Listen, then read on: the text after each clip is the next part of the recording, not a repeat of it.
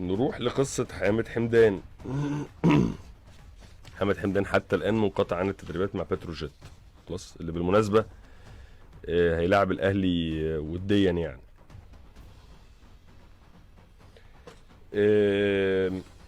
رأيي في موضوع حامد حمدان قلته قبل كده، وهو نفس الرأي اللي قلته قبل كده مع زيزو، وهو نفس الرأي اللي قلته مع وسام، بنفس المسطرة بنفس القياس. وهي ايه؟ انه يا جماعة، انت عم زيزو عايز تروح الاهلي، عايز تروح سنغافورة، عايز تروح هونولولو. انت عم وسام عايز تروح المريخ، عايز تروح السودان، عايز تروح الهيمالايا. انت عم حمدان عايز تروح الزمالك، عايز تروح البرتغال، عايز تروح كولومبوس كرو.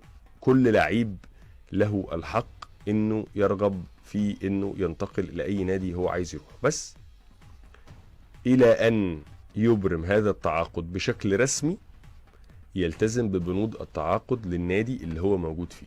لانه ببساطة شديدة بمثلنا البلدي الدارج اللطيف الجميل، اللي ملوش خير في اهله ملوش خير في حد، اللي ملوش خير في القديم ملوش خير في الجديد. انت النهارده بتتعامل بشكل مش لطيف مع النادي اللي ربنا سبحانه وتعالى جعله. وقيس ده بقى على زيزو، وقيسه على وسام، وقيسه على حامد حمدان، لان دي اخر 3 مواقع، اخر 3 مواقف ووقائع مشابهه.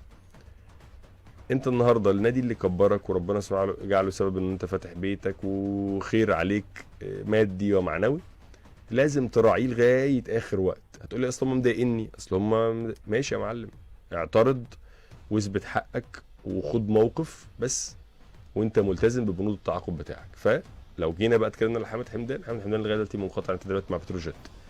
تواصلت معاه قبل كده مع الممثلين بتوعه، فتقال لي انه احنا زعلانين لان احنا اخدنا وعد شفهي انه في حاله قدوم عرض كبير هنديك الفرصه والمساحه ان انت تتحرك، وده ما حصلش.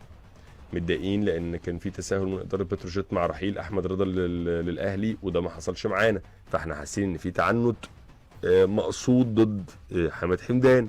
فده كله اصاب اللاعب بايه؟ بحاله من حالات الضيق الشديد.